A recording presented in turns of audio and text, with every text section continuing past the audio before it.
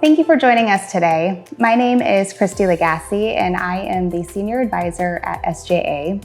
SJA is a full-service investment firm, and we get to support our clients with property management, portfolio analysis, and also buying and selling real estate. And I am super excited today to be sitting with the principals of SJA, Derek Bunyard and Devin Easterlin. Thank you for giving us some time today. Yeah, absolutely. Thanks, Christy. Excited to be here. Why don't we start off with who are you and what do you do for the business? Well, I have been primarily working in the brokerage side of the business for most of our tenure here. And I deal a lot with our investments and managing those on a day-to-day basis. Yeah. So we're both co-founders of the business back in 2009. Primarily, I run the asset management, property management side of things, and have for quite some time on that side. But we both work on either side of those business lines, as the need arises. Awesome. And being co-founders, you must have known each other prior to getting into business together. So how do you both know each other? That's a good question. And really, it goes back to when we were kids. We met each other in junior high and became fast friends and developed a strong friendship all the way through college, went to the same college, and stuck with each other in terms of following each other down. He went down to law school down in San Diego, and I started my career path down there as well. And then we came up here and decided that we wanted to build a business and start something from scratch. Yeah, absolutely. So it's been a long time. Yeah, a long time. It's one of those things where sharing the same walking home route from junior high, we have some friends still from that. Derek's one of those. So we've seen a lot, both in business and on the personal side of things. Marriages to our wives, and we both have 2 kids, similar ages. So it's been quite the journey. And then how did the idea of real estate investing and starting a business come about?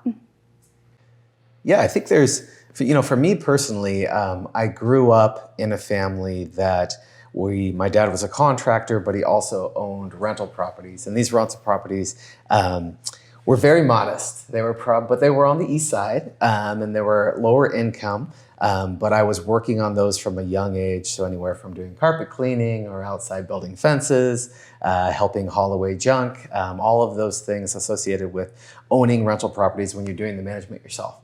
But I also saw over time how the value of that really helped our family and helped create wealth within the family through real estate. I also enjoyed the entrepreneurial side of that. And so when Derek and he shared a passion for being in control of your own destiny and being able to start something from scratch and grow it over time. Real estate was something we both shared a passion for, and that's why we focused that entrepreneurial bug on creating something in that space. Yeah, and I think just having driven personalities really brought us into this space to look into professionally what we wanted to do. And in terms of real estate investing, that was the goal early on, as Devin mentioned. And we also found that we wanted to look for opportunities to get into real estate investing, which really opened the door for managing properties and brokering sales, because we were looking for ways to gain knowledge and expertise and open doors to really find investment opportunities and really just create something from scratch. Mm-hmm. And a lot of our clients at SJA Property Management have maybe their primary home as their first investment property. How did you guys start off? What was your first investment? We actually have an example that we wanted to share with the group, looking at one of our first investments. This was a cottage that we purchased back in 2007. We purchased this for $215,000. And this was a house that actually had an accessory dwelling on the property. So we were able to have 2 tenants renting out the property or provide 2 rental streams. One of the benefits right out of the gate was that we had owner financing, and we were able to purchase this with 0 down. We ended up selling this property in 2017 for $430,000, and we rolled the equity that we had from that property to a 1031, using a 1031 exchange into a fourplex that you can see here. This one we purchased just a couple months later, following the 1031 guidelines, and we purchased this for $600,000. It was a huge upgrade for us. So not only were we taking something that was distressed and moving our equity into a more established multifamily building, this one created far less work for us and is something that we plan to hold long term. Another example that we wanted to share was a single family that we had in the Woodinville area that we sold and moved into a fourplex. So this property we purchased in 2017. This is the single family, and we bought this for about $465,000. This one was a great situation for us. It didn't require a lot of renovations. It was more of just we had to hold it, stabilize the property itself, and we did some minor repairs. Ultimately, through forced appreciation and a little bit of help from natural appreciation, we ended up selling this in 2019 for $640,000. We rolled this again using a 1031 exchange so that we didn't have to actually pay taxes on that equity into the fourplex that you see here that we purchased for $799,000. Another great long-term asset that we plan to hold long-term. You know, when you're first starting out, you have to generate appreciation in those properties. So you have to go through forced appreciation, which means you have to use your sweat equity to make it work before you have capital to invest. So like Derek said, in the beginning, we didn't have any capital to invest. So we had to find a seller that was looking to get out of a property that needed a lot of repairs. So we were able to come in and do that work personally. So we were out there ripping out carpets, hauling away garbage, using those skills that I had honed through working with my dad. And we were able to gain, now the property was worth more and more. And so then when we rented it out, we started to be able to rent it out for more and more money. And that's basically the idea of getting forced appreciation. By us being able to put that sweat equity in, we were able to make that property more valuable, taking it almost over doubling its value in the course of, say, 8 years. And then we eventually did sell that, took that equity from that property and put it into something a little bit nicer, something easier to manage where we didn't have to put as much sweat equity in. We could just do a lighter touch to the property and have that value go up. So that's kind of been our modus operandi, how we've been looking at properties is using one as a way to get into another one, to get into a higher class of property from single family to multifamily. Awesome. And so you guys have been doing that for years now. What are some of the major obstacles that you guys have had to overcome over the years? I think financing the properties is a challenge that most investors face, and it's understanding the landscape and the different options. So one thing we did early on, as Devin mentioned, we were bootstrapping our way through this. We had to find the financing in order to get to acquire properties. So that required us to develop a comprehensive understanding of what the financing options are. We have traditional loans that we're all familiar with, going down to the local bank or working with Fannie and Freddie. You could work with private investments or even do, creative financing, which we talked about with that last property. That's where we had seller financing, where the seller acted as the bank. So developing that skill set, understanding what your options are, and then and taking action on that. Once you see an opportunity that either you can't finance, well, how can you? What are the options available for you? Yeah, I also think, you buy your first property and you're learning a lot through that. And it starts in the beginning, it takes a lot of your time, and what you run out of money for down payments, and you also run out of time to be able to find properties, manage those properties, look for the next deal, do the rehabs of the properties. So what we did was we developed a strong team over time that could help us with a lot of those things. So we have some go-to lenders that we use. Like Derek mentioned, we educated ourselves on owner financing and commercial financing, and we have people that can help us with that, attorneys that can help us put those things together. Also, we have trades that can help us when we do want to rehab a property. We're not doing it ourselves anymore. So we have contractors that we know and trust. They know what grade of products we want to put in our properties. And so it becomes a lot easier for us to continue to to invest, both from a financial side, but also from a time side. It doesn't take us as long to find a property, to rehab those properties, and to put it in our portfolio. I think with some of our clients in the beginning, there's some barriers to getting started because they don't have a strong team around them. So really cultivating a strong team that can help you makes the process a lot easier and a lot more fun. You can focus on the area of investing that you're really good at. Maybe you like driving and looking at properties. You want to find those off-market deals. Or maybe you're into rehab and you don't want to find those properties, but you want to do some of the rehab. You want to do some of the work that's necessary to get that forced depreciation. You can go where you want to focus. And then with real estate, it's great. There's a lot of people that are willing to help you and become part of your team because they benefit as well. And finding those right people are great. Property management is a huge one for us. So even though we own property in different locations, we don't manage those things ourselves. It's either done by our company. We have some property on Eastern Washington that's done by another property management company because that's not something that we want to be focusing on a day-to-day on a personal level.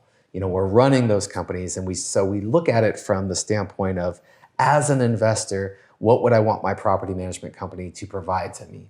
And so that's a nice insight because we're also clients of the company itself. Yeah, that's a great point. Creating the SJA community, I think, is really important because we're wanting to create a space for all of our clients to be able to come and have that community and to be able to find the people to be around them, like contractors, lenders, which is one of the perks of being part of the SJA community. I want to go back to seller financing for a second because I know that in my conversations with clients and brokers, a lot of people are not familiar with how seller financing works and how that could actually benefit you and the seller. Can you do a high-level overview of what seller financing looks like? Sure. So when we're talking about seller financing, we are requesting the seller to act as the bank.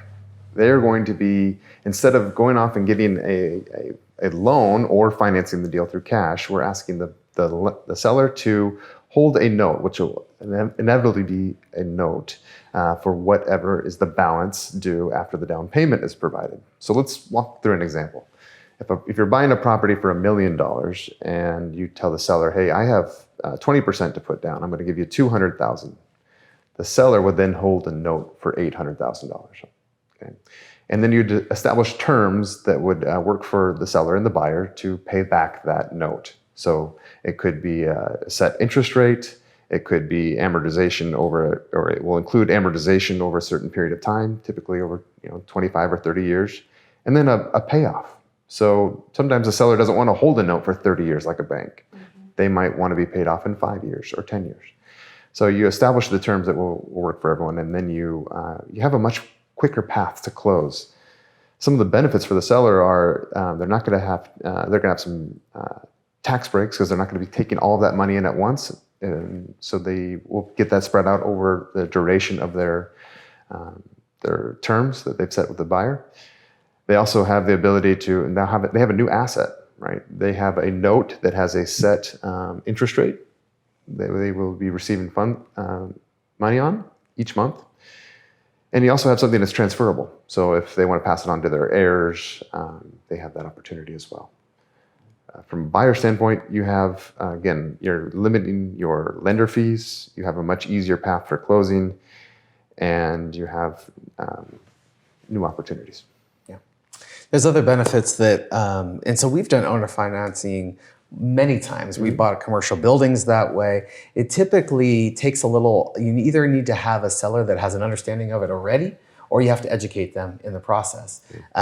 Most people just think, I take the cash. Well, what do they do with the cash after that? Well, then they go and invest it in something. They get invested in the markets, and we know what those have been doing lately. They get invested in more real estate, but so this is just, but we know that's fairly active. By doing it this way, they have a way of generating income. Also, they're protected because that note is recorded against title. So they're essentially, if someone were to default in a seller financing situation, they can foreclose on the property. It's actually a non-judicial foreclosure. It's much easier than a normal foreclosure, and they can take that property back. So now they have the property back plus the down payment.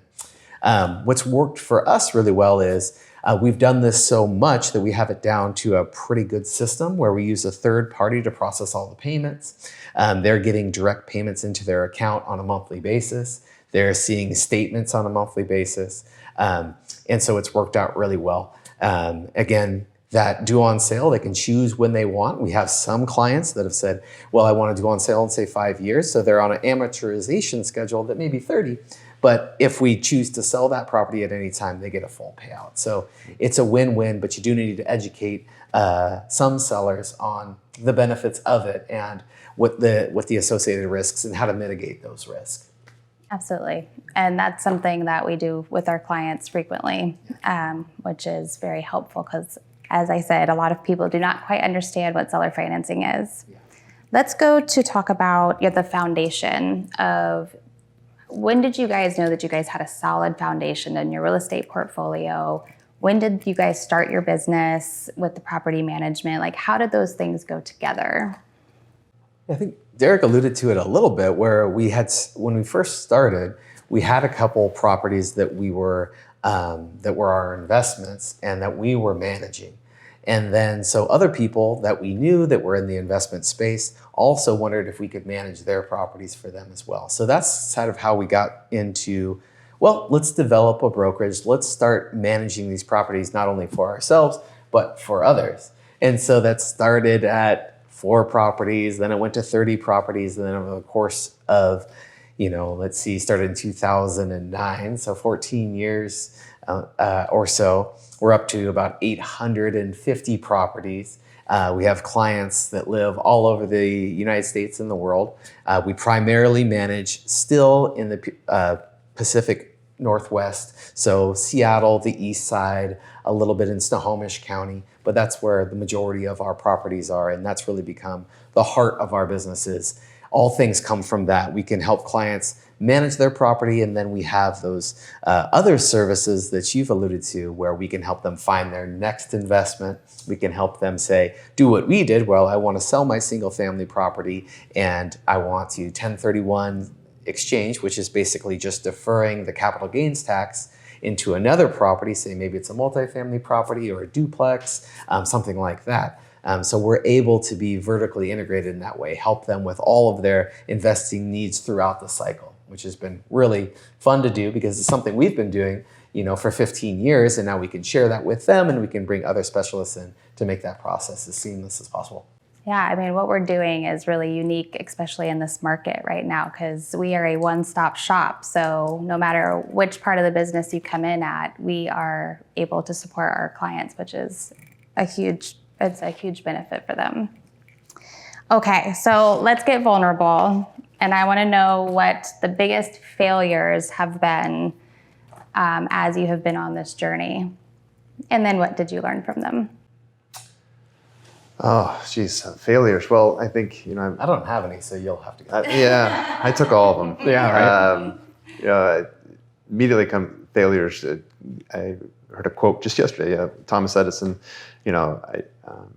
I've never failed, but I've found 10,000 ways that it didn't work, right? Talking about inventing the light bulb. And I think for us, there's been so much failures. That's one of the best ways to learn and grow. And it can be on the investing side of, man, this didn't work out as we had planned. The business plan we put together for the property didn't come together. Could be economic factors. It could be things that we discovered after we took ownership.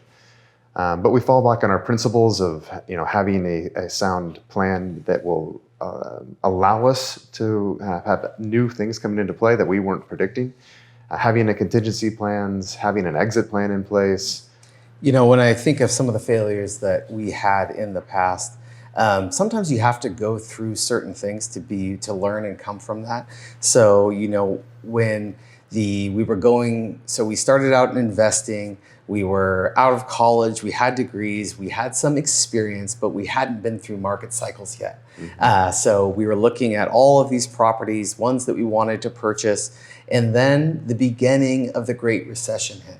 But it was just the beginning. So what happened in the beginning? Prices started to fall. And we didn't know how far those prices were going to go. we just saw deals everywhere, right? So we're looking around going, oh my gosh, look at this. It was 500,000. Now it's 460,000. Let's snatch that up. So we did that, and we bought a property in Bellevue that we thought was a really good deal based on the list price a couple months ago. Well, as we know, the Great Recession hit. That property went from about $450,000 down to, $320,000. And we had not been through a cycle before. We were new to the fact that the investment needs to stand on its own. So with the rent and everything needs to be paid on its own, and don't worry about appreciation, natural appreciation. That's a benefit that we get from investing in real estate, but that's not what makes or breaks a deal. So in that situation, we had to weather that storm. We had to do some creative refinancing of that property. We had to put some more sweat equity in that property. We were able to hold it through the recession. And then in the end, we ended up selling that $450,000 property for about 1.2 million. But it took a lot of pain and stress to get through that. Mm-hmm. One thing that we've learned through this is make sure your financing is solid. Make sure that property and the rent that you're getting from that property will cover your expenses in good markets and in bad, and that you have options. So back in the day, they were given those liar loans, they were given interest only, they were giving reverse amortization loans where you actually owed more each time on the property. We've learned through all of that. We make sure all of our financing is really solid, and we make sure that investment can stand on its own. Even if there isn't appreciation or if the market comes down, we can still hold it through that. And when you do that, it really takes away a lot of the risk. So we are pretty risk averse, but that's based on people that have done this a lot. So people say, well, you bought this property and you invested outside of your market and things like that. They consider that risky. But when you take all the knowledge and that we've been through it so many times and we have a strong team around us, the risk is pretty mitigated from our standpoint. Yeah, I mean, I do that frequently with our clients. And not only do I analyze the properties for our clients, but we have the property management side so we can see what the rent value could be for that property. And we all are in constant communication throughout all of the different teams. So speaking of risk, besides what you were just talking about, what other type of risk mitigations do you guys do? How do you avoid risk? Yeah, I think, there's several things that you can do, understanding that any investing is going to carry a certain amount of risk. But real estate, unlike investing in the stock market or in other things where you really have no control over what happens. Mm-hmm. In real estate, you have a lot of control. You can invest in areas that have been historically going up, that light rail's coming into, certain things. So you have a competitive advantage just by choosing the properties that you want to invest in. Then you can also mitigate your risk even more by saying, well, I'm going to only buy certain types of properties that fit my buy box, ones that I know don't need a lot of capital expenses, once I get them inspected, I know what could go wrong with the property. So that's another thing you can do. Make sure you have good quality inspections. Say you only buy properties in A areas that are a certain age. By doing that, you're really lowering the risk that something can go wrong from a capital expenditure standpoint. And then again, with the financing, I think is really important as well. Making sure that you have backup plans, that you're coming in with down payments when necessary to help minimize the amount of debt that you have on the property. And one thing that is really important for us, and we have a lot of knowledge on, is conservatively underwriting what that property can generate in terms of rent. So if you can do that and say in a conservative market, this is what it can get, and that property stands alone with that, you know that, okay, I've done it on the conservative side, now I can see what the best case scenarios are. By doing that, you really allow yourself to hold properties even if the market goes down. And that's really what we're talking about here is if we have a downturn in the market, are you still able to make your payments and hold those properties? So that's a few ways. Derek, anything else come to mind? I think during the holding period, making sure that you've got ample reserves for the operating expenses is really important. And we've heard stories about other investors who have, taken out withdrawals and paid themselves before they've paid certain expenses, or hadn't really planned out too far out in the future because they thought they were going to get natural appreciation and sell this quickly. For us, our principles have always been to make sure we have adequate reserves for operating expenses, resetting and revisiting those on an annual basis. As we know, like inflation setting in within the last 2 years has really changed things dramatically. So you need to be prepared for that. And one of the things for us is constantly reinvesting in our buildings and our properties, so that way we can maintain a high level of rental income, making sure the properties are attractive, and it's something that we can really set on autopilot to the best degree possible. I think also insurance is another thing that people don't put enough focus on, and we put a lot of focus on that. So all of our clients, we make sure they have the correct policies, the correct landlord policies. For us, on our individual investing, we have policies specific to those properties, whether we hold them in an LLC, which will help mitigate some of the liability associated with something going wrong on that property. And then in addition to having them be held in an LLC for certain properties, and then having insurance on that, we'll carry an umbrella policy, which will go across the whole portfolio. So that just gives us an extra layer of protection. One thing that we do, just on a smaller side, for our owners is we make sure that all of our tenants have insurance as well. So you have the homeowner's policy, and then you have the tenant's policy, and then you have SJA's policies. So those are, if something happens, the tenant, say, burns a pizza in the oven and there's $10,000 worth of smoke damage, that's when their policy kicks in and helps them with that. So there's a few things that we do from the property management side for our owners, stuff that we've incorporated into our investing as well that really help mitigate those losses. Right. And what properties is an absolute no? Like when you go, you see a property and it looks good on paper, but then you start digging in a little bit, what are the things that you will not invest in? I think we have evolved in our investment journey. And the properties that we look at now are more value added driven. We shy away from distressed properties. And the first property I mentioned earlier, that we purchased. The first property we purchased was a distressed property, and those are outside of our buy box now. We don't want to strip things down to the studs and work on building things back up from ground zero. But we do like the opportunity to add value, and that comes in multiple ways. It can be in stabilizing a building, getting the rents up to market rents. It can be focused on the curb appeal and making sure the buildings are attractive, well managed, lowering operating expenses, and looking for opportunity for forced appreciation, like Devin mentioned.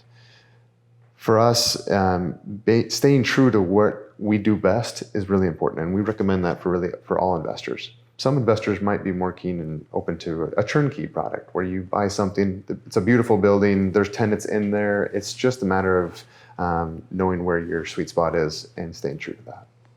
Yeah, I think along those lines, it's creating your own buy box, which is a term for what type of properties do you want to own in your portfolio, right? What grade are those? Are they going to be A properties, which are the best? Are they going to be B? Or are they going to be C? And there's nothing wrong with investing in lower income properties or one that need a lot of work if that's what you're into. So if you have the construction experience or you have the connections for that, they can be very lucrative.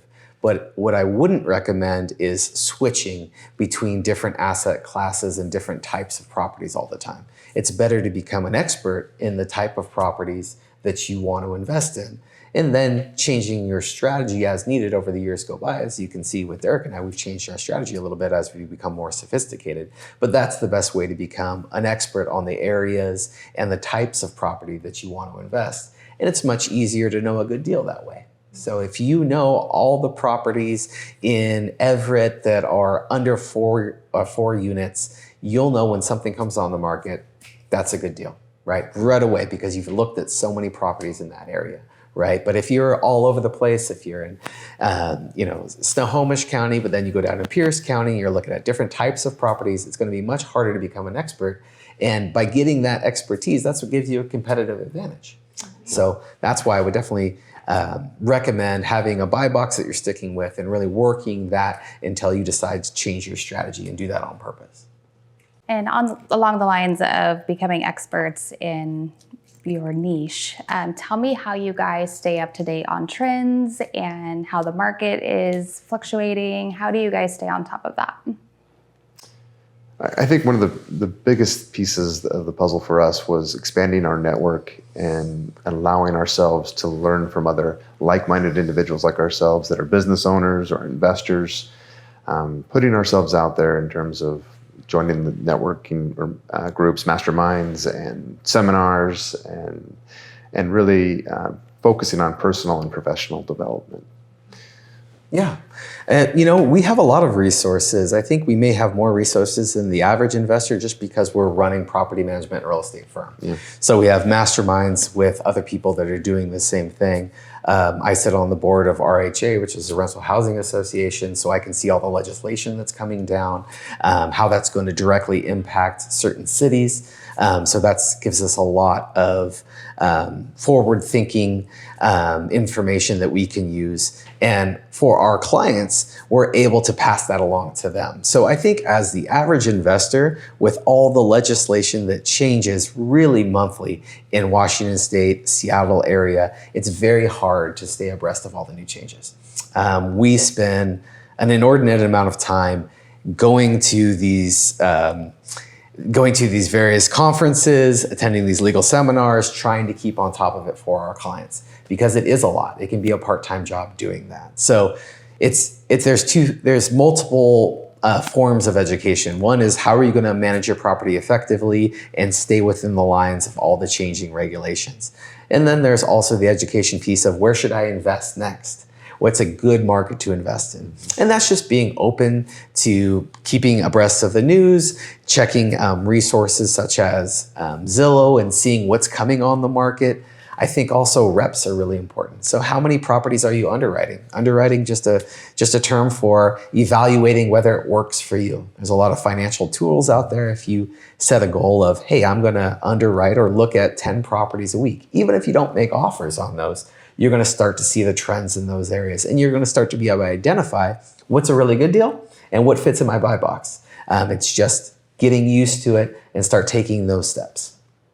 To add to that, coming back to having a strong team, checking in with those team members, making sure that they know that you're a real estate investor, that you're active and looking for the next opportunity, because they're going to be bringing you opportunities and they're going to educate you on what you can do next based on market conditions, based on opportunities in the market itself. So really relying on the network that you have and building on that, putting focus there. Awesome. So if you had one piece of advice for a beginner investor that either has just one property or has not quite stepped into the market yet because out of fear or not knowing what they're doing, tell me what your best one piece of advice would be. I'd say take action. I'm a big believer in the path will illuminate. You can do all the planning and really prep work that you can think of in order to take action and get started, but really you need to take steps forward on your business plan or the action steps that you've outlined for yourself in order to actually get the feedback in finding where you're going as a real estate investor. I think about for us, we jumped back in 2007 on that first property that we purchased. We jumped with the confidence of, we're going to find a way, we're going to make it work. And I even moved into that property for a little while, where I was a tenant for our first real estate investment, because we were trying to make things work. And we found a way. We had the confidence in ourselves, and we had enough of a plan built out that it would work through the ups and downs. I would also, definitely you need to take action. And it's good to come up with, what are your goals? What are you trying to do in real estate? What's the end goal that you want at the end of the day? What are you looking for? If you're trying to create long-term wealth, are you trying to create long-term cash flow? And then you can start to work backwards from that and set some intermediate milestones for yourself. So if it's, okay, I want to start buying single-family homes, you can say, well, what are the next steps to do that? What can I do this week and next week to help further that goal? So maybe it's, I'm going to start reaching out to a couple of real estate brokers that I know work in investing in those areas. I'm going to create some relationships with them. I'm going to go to my banker and figure out, my mortgage broker, what I can qualify for. Start gathering information, and then the next week I'm going to make it a goal to underwrite 5 deals a week. I'm not quite ready. I don't have the down payment, or I haven't found that creative financing source yet, but I'm going to underwrite 5 deals a week. So you can set goals for yourself that will ultimately lead to you getting to that bigger goal of owning your first property or owning your 5th property or whatever it might be. But you just break that up into action steps, right? And don't make it too big. It's just make sure that you're taking action, on a weekly basis. And then, like Derek said, things start to come together. It starts to work. So don't let it be too challenging. The biggest impediment is just not taking that first step, right? And once you do, you'll start gaining knowledge, which gives you confidence, and it kind of snowballs on itself there. Yeah, absolutely. So now we've gone through your journey, and now we're here in present day. What does the future look like for real estate investing and also your businesses? Well, I think from a business standpoint, we are trying to create more opportunities for our clients. We've been doing third-party management for about 14 years now. And what we've heard time and time again is, clients looking for, I don't know how to get into the next property. And so we see opportunities to educate our clients and bring new resources to the table. It could be with our syndication group, where we can provide opportunities to get into a bigger asset class or a new asset class and bigger properties. We'll focus on multifamily, still in the residential space, so that our clients can see what it would look like to invest with a group. And I think for opportunities on the business side, again, is more on the expanding into different markets, and that will create more investment opportunities. It will allow us to to expand our team and really expand the network. Yeah. Well, really excited about it. The company is thriving. We have big plans for the future, really doubling down on the vertical integration. Like you talked about that, what the client's experience is as an investor, what do they need? How can we better support them, whether it be finding their next investment, managing that current investment, upgrading to, moving from a single family to a multifamily. What are all the pieces and the team necessary to make that as good a journey as possible for them? So that really doubling down on that vertical integration. We're hopeful that over the next years, we can, double and even triple in the amount of clients that we're able to service. That's really exciting. On a personal level, we're going to still be investing, and like Derek mentioned, we primarily at this moment invest in multifamily property, but we do have a syndication group where we can partner funds and have other investors invest with us into larger properties that we wouldn't be able to do and they wouldn't be able to do on their own, which is really exciting. And those are in the 5 million to 15 million range. So that's something on the forefront that we're actively working on right now. But all in all, really enjoying the journey and looking forward to continuing to grow both as a person and with the company. Yeah, well said. Thank you so much for spending some time with us and teaching us about your journey. Yeah, no, it was really fun. We love talking about this. Investing we're passionate about it. Obviously, we've been doing it for many years. We plan on doing it for a long time in the future. And it's really fun to share some of that experience, what worked right, what didn't go right with people, and help them on their journey as well. Yeah, we really enjoy conversations like this. So thank you, Christy. Thank you. And thank you to the SJA community for joining us today. If you have any questions about real estate investing, feel free to reach out, and we'll see you next time.